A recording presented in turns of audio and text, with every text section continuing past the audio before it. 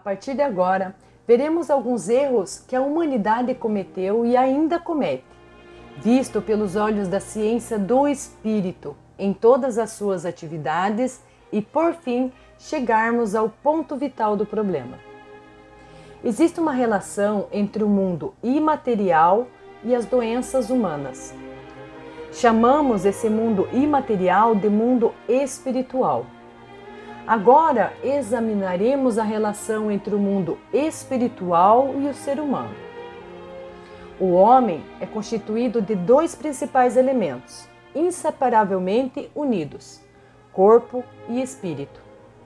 O corpo é visível por ser material, mas o espírito, por ser invisível, não tem sido geralmente compreendido. Sua existência, porém, é igualmente certa. Trata-se de uma espécie de corpo etéreo e existem meios para percebê-lo. Assim como o corpo físico está dentro do ar, o espírito do homem está dentro do mundo espiritual. O mundo espiritual é um corpo transparente muito mais rarefeito do que o ar, com o qual não pode ser comparado. Por isso, é compreensível que tenha sido considerado como nada.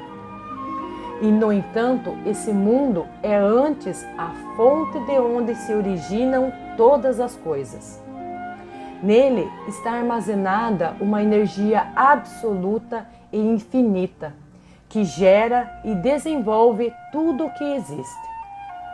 A essência do mundo espiritual é formada por uma fusão perfeitamente integrada dos espíritos do Sol, da Lua e da Terra.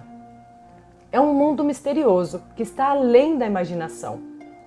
A questão é que o ser humano, quando desempenha suas funções individuais, acumula nuvens no espírito da mesma maneira como acumula sujidades no corpo físico. Assim como o banho lava as sujidades acumuladas no corpo físico, uma ação purificadora natural surgirá para limpar as impurezas do corpo espiritual. Isto ocorre não somente com o homem, mas também com todas as outras coisas do céu e da terra. Quando, por exemplo, impurezas se acumulam no corpo espiritual da terra, a natureza se concentra num determinado lugar para limpá-las, mediante a baixa pressão atmosférica, que é uma atividade purificadora.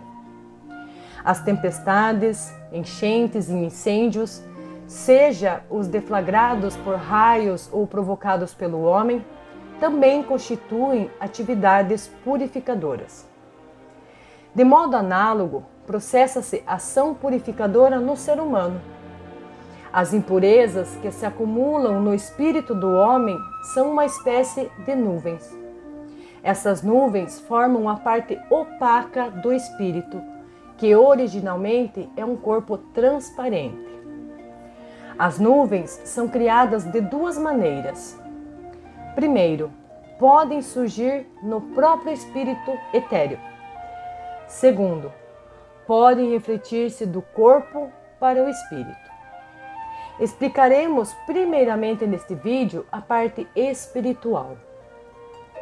A alma, naturalmente, é o centro do círculo.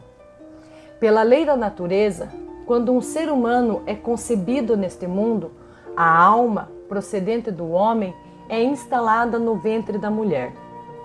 A alma em si, como se sabe, é um pontinho infinitesimal. Cada alma tem a sua individualidade e exerce absoluto controle sobre o indivíduo enquanto este tiver vida. A alma é envolta e protegida pela mente. A mente é envolta pelo espírito. O espírito enche o corpo inteiro e por isso tem a mesma forma do corpo físico. Como o espírito e o corpo estão unidos, o estado da alma reflete no espírito através da mente. Ao mesmo tempo, o estado do espírito também reflete na alma através da mente. A alma, a mente e o espírito estão interrelacionados, podendo ser considerados uma trindade. O homem, durante a sua existência, pratica tanto o bem quanto o mal. Quando o mal é maior do que o bem praticado, transforma-se em pecados e máculas que obscurecem a alma. Estas nuvens atrapalham a mente e, a seguir, também o espírito. Quando a acumulação de nuvens ultrapassa um certo limite, surge uma ação purificadora espontânea para dissolvê-las e eliminá-las. Antes de iniciar-se esse processo, as nuvens esparsas se acumulam pouco a pouco em um ou mais pontos, onde se adensam e diminuem de volume até se solidificarem. O interessante é que as áreas onde ocorre a condensação correspondem ao pecado cometido. Assim, por exemplo, as nuvens se condensarão nos olhos de quem pecou com os olhos, na cabeça ou no peito de quem pecou com a cabeça ou com o peito. Tudo o que existe no mundo é composto de matéria e espírito, sendo que a deterioração e decomposição da matéria é causada pelo abandono do espírito.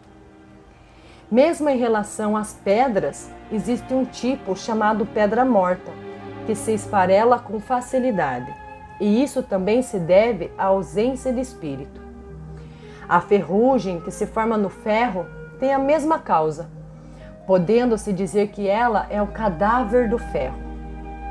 A existência de pouca ferrugem em espadas bastante polidas ou espelhos antigos explica-se pelo fato de estar impregnado neles o espírito do artesão. O homem é constituído pela união inseparável do espírito com o corpo físico.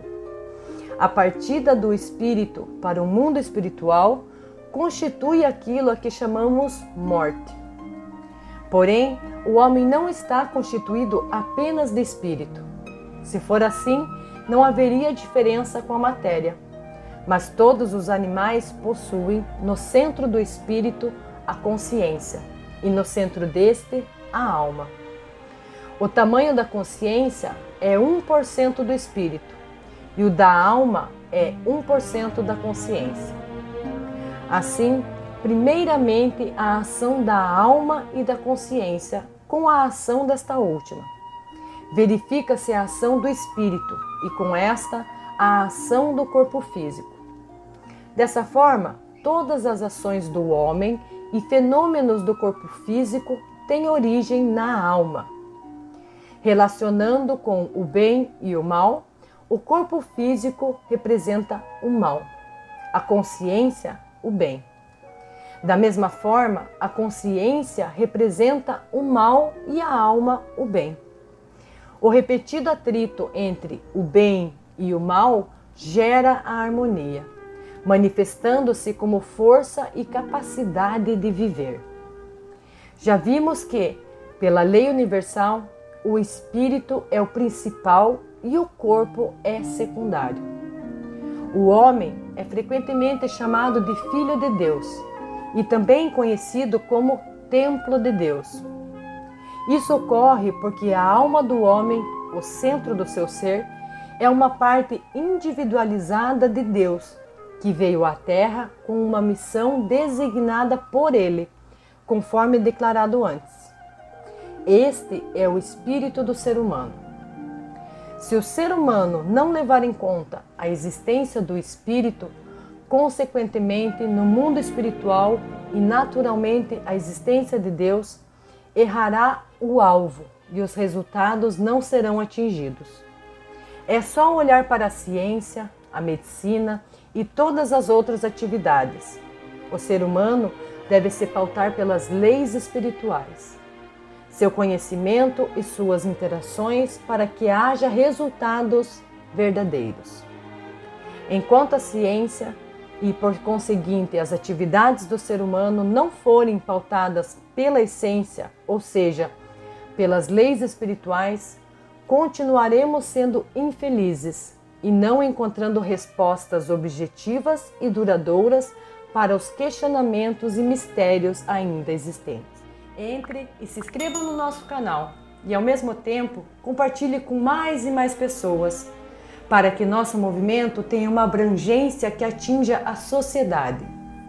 A partir de agora, estaremos lançando vários vídeos explicando os pontos vitais do que queremos atingir e explicando muitos pontos que grande maioria nem imagina, com informações importantes. Alguns podem até ser chamados de misteriosos, e são, mas iremos esclarecer. Falaremos das verdades, das leis espirituais, sobre como se livrar do sofrimento, como podemos realmente modificar a sociedade. Venha conosco, nos acompanhe e participe desse movimento. É uma viagem cheia de mistérios que serão desvendados. Curta e compartilhe nosso canal.